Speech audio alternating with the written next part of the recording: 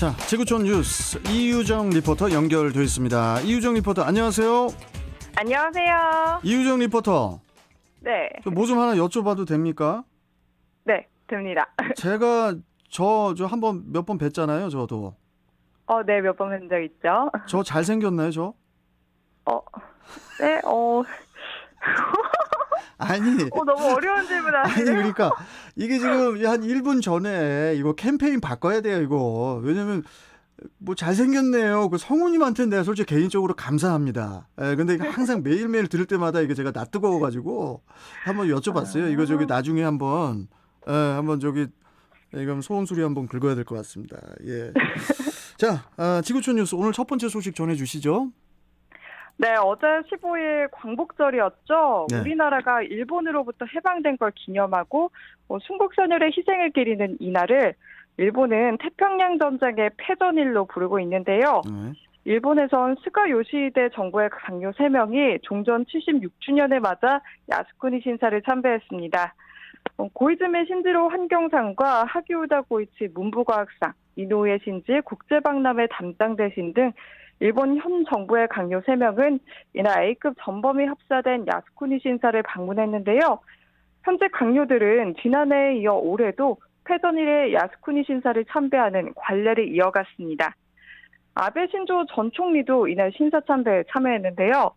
아베 전 총리는 지난해 9월 퇴임한 뒤 야스쿠니 신사를 4번이나 참배하는 등 우익 행보를 이어가고 있고요. 앞서 13일에는 기시 노부오 방위상과 니시무라 야스토시 경제재생상이 야스쿠니 신사에서 참배했습니다. 이렇게 패전일을 계기로 올해 야스쿠니 신사를 참배한 일본 정부 인사는 총 5명입니다. 특히 현직 방위상이 야스쿠니 신사를 참배한 것은 2016년 12월 이후 4년 8개월 만에 처음이었는데요. 현직 방위상의 참배가 한국과 중국을 비롯해 주변국의 비판을 초래할 수 있다는 지적에 대해 기시 노부오 방위상은 각 나라에서 영령의 존경의 뜻을 표하는 것은 당연한 일이라고 답했습니다. 이에 한국 외교부는 13일 구마가이 나오키 주한 일본 대사관 총괄공사를 외교부로 초치해서 항의한 상태입니다. 기분 좋게 인사하면서 시작했는데 이거 첫 소식이 참 이거 소화 안 되는 소식이네 이게.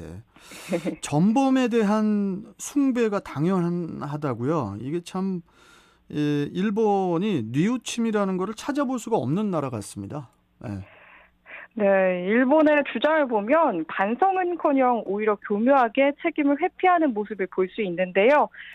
전후 총리 중 가장 우익이라고 평가받는 아베 신조 전 총리는 집권 당시 인터뷰에서 야스쿠니 신사를 미국 워싱턴 인근의 알링턴 국립묘지에 비유하며 참배를 정당화하기도 했습니다. 하지만 야스쿠니 신사를 다른 일반 국립묘지들과 비교하기엔 크게 무리가 있는데요.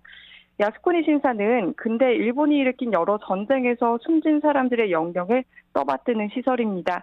2차 대전 당시에는 전쟁에서 사망한 자들의 영령을 위해 제사하고 여기에 일항에 참배라는 특별한 대우를 해줌으로써 일본의 군국주의에 큰 역할을 했는데요.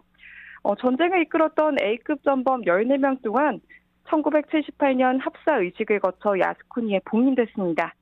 이런 야스쿠니 신사를 다른 국립묘지에 비유하면서 전범들을 호국영령으로 받들고 있는 모습을 보면 일본이 여전히 과거사를 부정하고 침략 사실을 은폐하려고 한다는 걸 알 수 있습니다. 이런 이유로 한국과 중국을 비롯해 피해국들은 야스쿠니 신사 참배가 침략 전쟁을 용인하는 행위라며 강하게 반발하고 있습니다. 왜 이렇게 그 자국의 역사를 숨기고 이렇게 계속 또 부정을 항상 하는지 이해가 되질 않는데 이제는 뭐 안타까움을 넘어서 좀 불쌍해 보이기까지 해요. 일본이. 참 불쌍합니다. 불쌍해요. 웃음밖에 안 나옵니다. 역사 공부들을 좀 해야 돼요. 제대로 해야 됩니다. 이게 일본에 있는 모든 국민들. 자, 다음 소식 전해주시죠. 네, 지난달 카리브해 섬나라 아이티에서 대통령이 암살당하면서 혼란이 빚어졌다는 소식 전해드렸는데요. 예. 사실상 정부가 마비된 아이티에 이번에는 설상가상으로 지진까지 발생했습니다. 현지 시각 14일 오전 규모 7.2의 강진이 발생해 적어도 300여 명 이상의 사망자가 발생하고 1,800여 명이 다쳤는데요.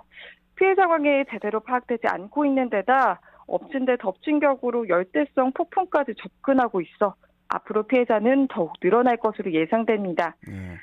지진은 이날 오전 8시 29분께 아이티의 수도 포르토프랭스에서 서쪽으로 125km 지점에서 발생했고요. 규모 4에서 5의 여진도 10여 차례 이어졌습니다. 한때 쓰나미 경보가 발령됐다가 해제되기도 했는데요.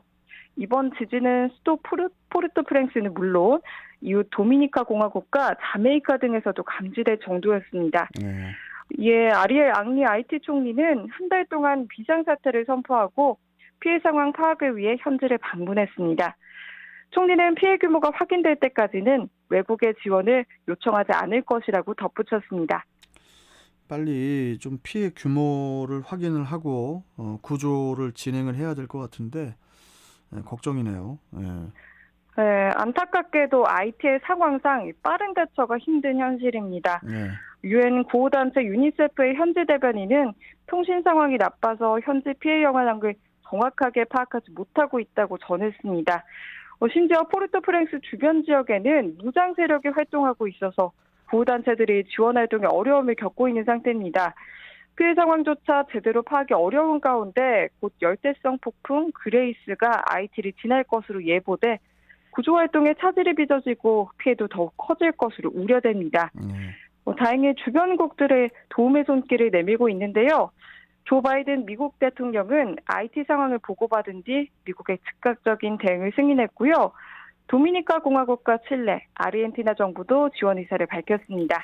IT가 좀 빨리 안정을 되찾기를 빌고요. 자, 다음 소식 전해주시죠. 네, 이번엔 제가 질문이 있습니다. 예, 뭡니까? 네, 육각수 NC님은 수중에 7천억이 생기면 그 돈 전부를 사회에 환원하실 수 있나요? 7,000원? 7천억이요. 7,000억이요? 네. 저는 환원 같은 거 안 합니다. 저는 그냥 제가 써야지 그걸 왜? 농담이고 7,000억은 이건 뭐 무슨 게임 머니도 아니고 생각해 본 적이 없는데 뭐 조금은 저도 뭐 기부할 의향은 있습니다. 기부하면 또 그만큼 또 세금이 또 그거 되니까. 왜 갑자기 왜 그런 질문을 하십니까? 이유가 있습니다. 저라면 한 푼도 포기하지 못할 것 같은데요. 아마 많은 분들이 저처럼은 아니더라도 전액을 포기하기는 어려울 것 같습니다. 그렇죠. 그런데 한 해커가 해킹으로 빼앗은 6억 달러어치 하나로 7천억 원 상당의 암호화폐를 대부분 돌려준 것으로 드러나 화제가 되고 있습니다. 아니 해커가 돈을 훔쳤는데 그걸 다시 돌려줬다고요? 네, 맞습니다. 역대 최대 암호화폐 해킹 중 하나인 폴리 네트워크 사건을 저지른 해커가 바로 그 주인공인데요. 이 사건은 지난 10일 한 해커가 탈중앙화 금융 플랫폼인 폴리 네트워크의 시스템 결함을 이용해 가입자들이 보유한 이더리움 등 다수의 암호화폐 6억 1천만 달러어치를 훔치면서 벌어졌습니다. 피해 규모는 암호화폐 해킹 사상 최대였는데요.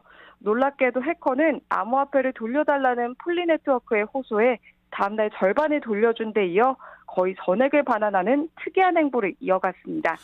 아니 정말 특이한 사람이 어떻게 뭐 다시 돌려준 이유가 뭡니까? 네, 이 해커는 자신의 목적이 돈이 아니라고 밝혔습니다. 우연히 시스템에서 버그를 발견하고선 오류를 바로잡을 때까지 안전한 곳에 보관하기 위해 해킹을 했다고 말했는데요. 암호화폐를 훔칠 의도가 없었다는 겁니다. 폴리 네트워크 측은 이 해커를 유익한 일을 하는 해커란 뜻의 화이트햇 해커라고 지칭하기로 했습니다. 와, 화이트햇 해커. 재밌는 소식이었네요. 자, 좋습니다. 여기까지 말씀 듣고 또 다음 시간에 뵙겠습니다. 고맙습니다. 네, 고맙습니다. 네, 자 지구촌 뉴스 이유정 리포터와 함께 했습니다.